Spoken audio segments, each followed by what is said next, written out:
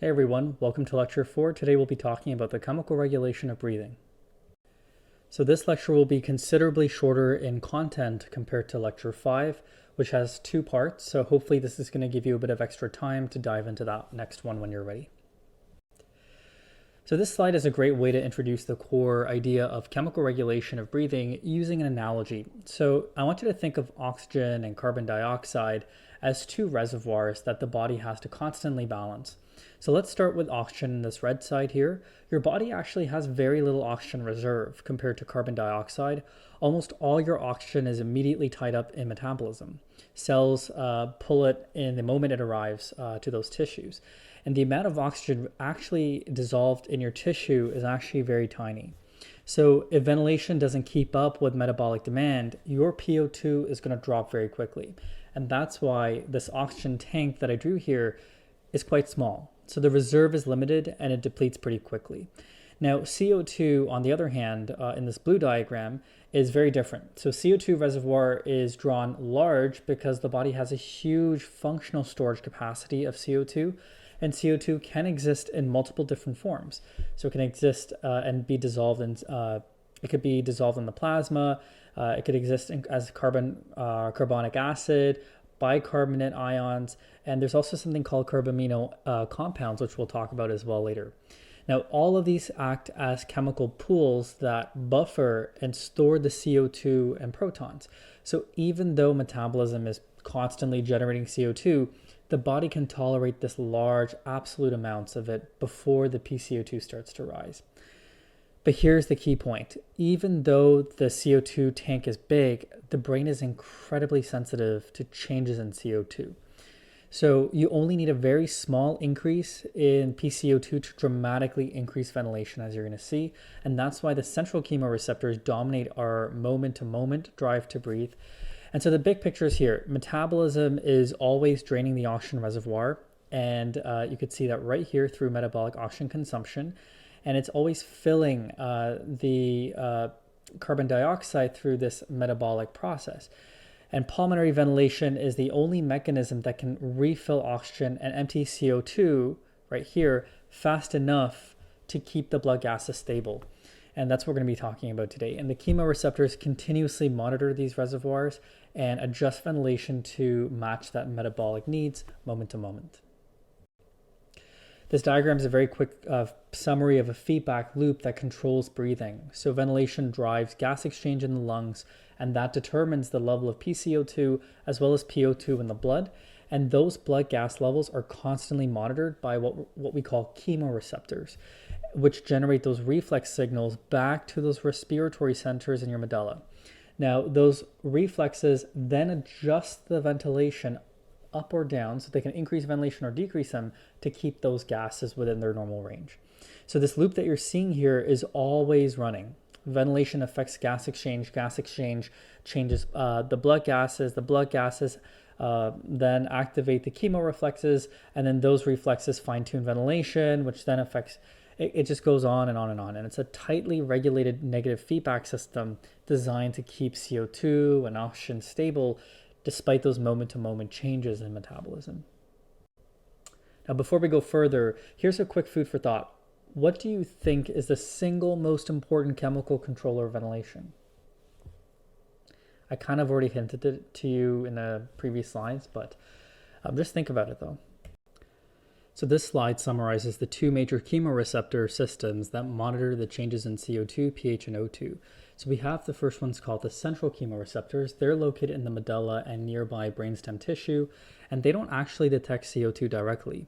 So they respond to changes in protons, the H+ that you see here in the CSF, the cerebrospinal fluid, because CO2 diffuses easily across the blood-brain barrier, increases the arterial CO2 quickly, produces the increase in CSF H+, which then strongly stimulates these receptors. So this makes them the dominant controller of ventilation under normal circumstances or normal conditions. Now we also have the peripheral chemoreceptors that are located mainly in the carotid bodies and to a lesser extent in the aortic bodies. And these sensors detect protons in the arterial blood and their sensitivity increases when the PO2 falls, and you're going to see that later. So together, the central chemoreceptors provide a strong CO2-driven tonic control of ventilation, while peripheral chemoreceptors provide a fast response to pH and the oxygen changes in the blood. This figure kind of just pulls everything together, the anatomy behind the chemoreception and how those signals are driving breathing. So at the top, where you have the brainstem right here, I'm just going to highlight this right here. That's your central chemoreceptors that's located in the medulla oblongata. And these neurons monitor the pH of the cerebrospinal fluid, which reflects the changes in the arterial CO2, and they provide that major tonic drive for ventilation at rest. Now, in the neck, at the bifurcation or bifurcation of the carotid arteries, are the carotid bodies, where you see right here. And those essentially, these are the most important peripheral chemoreceptors and are the only receptors that truly sense arterial oxygen. Now they respond very quickly to drops in PO2 and to the increases in arterial protons. Now lower in the thorax, which you see right here, the aortic bodies attached to the aortic arch, that's the aortic bodies, which contain the aortic chemoreceptors, and they also respond to changes in blood oxygen and also protons, but they are less sensitive compared to the carotid bodies that were right there. Okay. And the sensory information from these peripheral chemoreceptors, they travel along the cranial nerves, number 9 and number 10. So I would write that down to sending them to the brainstem centers right here, okay, in the medulla oblongata. And finally, the output from the respiratory control centers, they will travel down the somatic motor neurons to activate the diaphragm, the external intercostals, the internal intercostals, the abdominal muscles. And these muscle groups collectively generate the mechanics for breathing that we talked about last time. So again, this diagram is more of a summary. Chemoreceptors detect changes in the blood gases. They send the signals to the brainstem. The brainstem adjusts the ventilation through those respiratory muscles. This slide shows how the central chemoreceptors detect changes in CO2. So arterial CO2 diffuses very easily across the blood-brain barrier into the cerebrospinal fluid, which is this blue region right here. Once CO2 enters the cerebrospinal fluid, it reacts with water to form what we call carbonic acid, which is what you're seeing right here. Okay, and which rapidly dissociates into protons and a bicarbonate ion.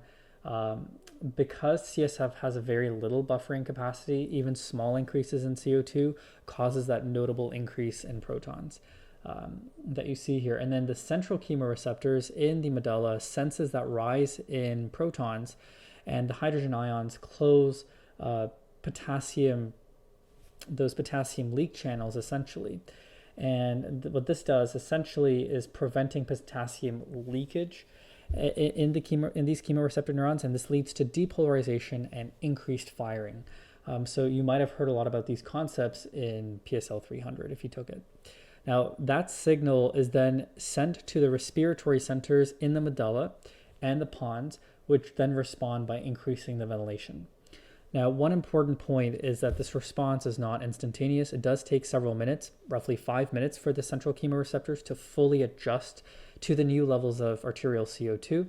And this delay will really reflect the time it takes for CO2 to equilibrate across the blood-brain barrier and for the CSF pH to have any change at all.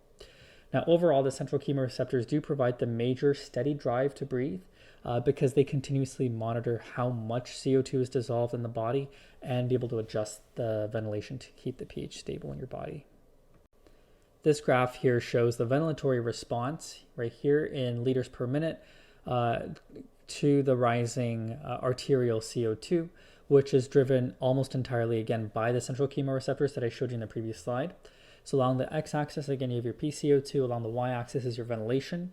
And at normal CO2 levels, let's say around 40, that's your threshold, ventilation's still relatively low and stable, 40 and below.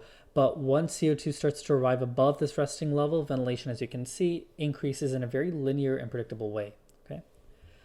And this strong linear relationship reflects how sensitive the central chemoreceptors are to the changes in CO2-derived protons found in the cerebrospinal fluid. Even small little increases in the PCO2 produces that noticeable increase in ventilation. And you can see that slope right here. And this is why the central chemoreflex provides most of our tonic drive to breathe at rest. Metabolism continuously, remember, producing that CO2, and these receptors are constantly sensing it, adjusting ventilation moment to moment just to keep CO2 and pH stable in our body. Now I'm going to show you something really interesting. Now we're going to take a look at the peripheral chemoreceptors before we're looking at the central. Now the peripheral are interesting because this graph is again showing you CO2 with ventilation, but now we're adding another element here, which is the levels of arterial oxygen. So here you have 100, 60, and 40 mmHg. So the higher you go here, the more hypoxic it's getting in the blood. Now at normal oxygen levels, let's say around 100 mmHg right here, the peripheral chemoreceptors are relatively quiet. Their slope is quite low. And so their contribution to ventilation is actually quite small. So the slope of this line is going to be very shallow. In other words, when oxygen is plentiful, the carotid bodies don't respond very strongly to CO2. But now look what happens when I start putting into a more hypoxic environment. So if I go to around 60 mmHg, this is near the threshold where the carotid bodies start to become highly active. And you're going to notice that the slope is starting to become a little bit more steeper. And that means the same increase in CO2, let's say from 40 to 45, is now going to produce a greater ventilatory response. Now take a look at an even lower oxygen at 40 mmHg. Now you could see this is going to produce an even bigger response. So low oxygen doesn't just add its own signal. What it does is something very special. It augments the sensitivity to the peripheral chemoreceptors, to CO2 and protons. And when, of course, again, this 40, you can see it's dangerously low. This is not a position you want to be in. You're probably dying at that point, and the carotid bodies are firing extremely rapidly. And you can see at the very top line that the slope is very, very, very steep. So any CO2 response now is going to produce that really, really large ventilatory response. And this shows you that hypoxia can dramatically augment the CO2 response. So this is the more simplified mechanism of how that actually works and how oxygen can augment your sensitivity to CO2. So the first step here, I'm going to walk you step by step, and you can see all these numbers here. So step one is when the arterial PO2 falls, this glomus cell that you see right here in the carotid body senses this drop directly. And these cells contain oxygen-sensitive potassium channels, and under normal oxygen levels, these potassium channels remain open because these cells are leaky and they keep the cells relatively hyperpolarized. And step two, low oxygen, and you can see that right here, will cause these potassium channels to close. And when potassium can no longer leave the cell, this inside becomes in a much more depolarized state, or more positive relative to the outside. And this brings us now to step three that you see here. Again, the glomus cell will depolarize just like any other excitable cell. These depolarization opens these voltage-gated calcium channels. And if you remember a lot from PSL 300, you're going to notice this concept appear and the role of calcium in intracellular signaling. Step four shows what calcium does. So when those calcium channels open, you get the calcium influx in step five, and calcium then triggers step six, which is the exocytosis of those dopamine-containing vesicles. Dopamine is the main neurotransmitter released by the carotid body glomus cells. Now, these dopamine molecules that you're seeing here bind to those dopamine receptors in the adjacent sensory afferent neurons, and they generate an action potential, and that would be 7. So the sensory signal then travels through the medullary respiratory centers right here, and this is what results in this increase in the ventilation. So hopefully you understand the key point of how oxygen can augment your sensitivity to CO2. So I'm not going to really spend some time talking about this. This is just, again, a review of everything I just talked about now with your central versus your peripheral chemoreceptors. Okay, so now let's talk a little bit about how this equation actually works in our body. So you might have seen this in your first year when you took general chemistry. So here CO2 plus water forms carbonic acid, and carbonic acid breaks down to protons and bicarbonate and vice versa. So any change on one side of the equation pushes the reaction on the opposite direction. And this is known as Le Chatelier's principle. You might have learned about this. So for example, if CO2 rises on this side of the equation, it's going to push everything to this other side on the right. the reaction will move towards the right, going to generate more protons, and that's going to lower your pH. So please be careful about that, right? The protons and pH go in the opposite direction. If CO2 falls, the reaction now will push and pull the reaction closer to CO2. Therefore, your protons are consumed, and that's going to raise your pH. And that's why CO2 is so tightly linked to blood acidity. Now, we regulate the system using two major physiological handles, if you will. So the respiratory system regulates the PCO2, which is right here. So ventilation is incredibly fast. So if you increase your breathing, you blow off CO2 within the 5 to 10 minute range, and that can eliminate more than 10,000 millimoles of carbonic acid every single day. That's a huge amount. And this is the primary method for moment to moment pH control. So if pH drops, and let's say that's too much, let's say too much protons that you have in your blood, you breathe a lot more, you remove CO2, so you're hyperventilating, and then that's going to shift the equation back to the left so that pH can rise and ventilation slows down. But there's another way, which is the kidneys that can regulate it through bicarbonate. This is a lot slower of a system that you see right here. Renal compensation, takes about 8 to 12 hours, sometimes even longer, and it deals with those fixed acids your metabolism produces daily. So that's about 100 millimoles. And the kidney either reabsorbs more bicarbonate, makes new bicarbonate, or excretes acid. And so this provides this long-term stability, but it can't respond to those minute-to-minute ventilation changes in pH like your lungs can here. So on this slide, we're looking at the main causes of acidosis and alkalosis, and I just want you to keep in mind about the whole equation that I showed you before and how they move the equilibrium. So let's start with acidosis right at the top here. Acidosis simply means the hydrogen ion concentration is elevated and that the pH level falls below 7.4 to maybe 7.35 or even lower than that. And there are two broad categories. You have respiratory and metabolic acidosis. So respiratory acidosis is the first part that I'm showing you here. It happens when CO2 isn't being excreted properly. And if you hold on to CO2 a lot more, the equation is going to shift to the right that you saw before. You're going to make more hydrogen ions and you're going to lower your pH. And typically this might happen in patients with lung diseases like COPD or a prolonged asthma attack or maybe an overdose of sedatives where ventilation is highly depressed. You also have something called metabolic acidosis, which is quite different. So here, the problem isn't CO2.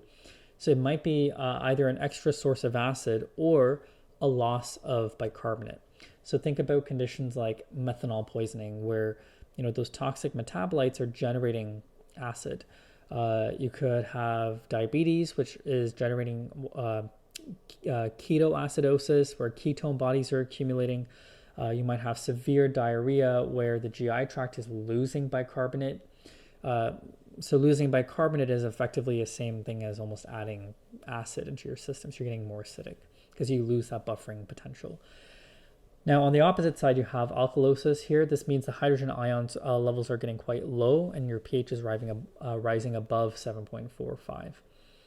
And so the first one we're looking at is respiratory alkalosis, and this occurs when you're blowing off too much CO2, so you're hyperventilating for whatever reason. You might be having an anxiety attack, or you might be climbing a very high altitude place. And even early aspirin poisoning sometimes can cause this. And removing CO2 can shift the equation to the left and consume hydrogen ions, causing pH to really rise.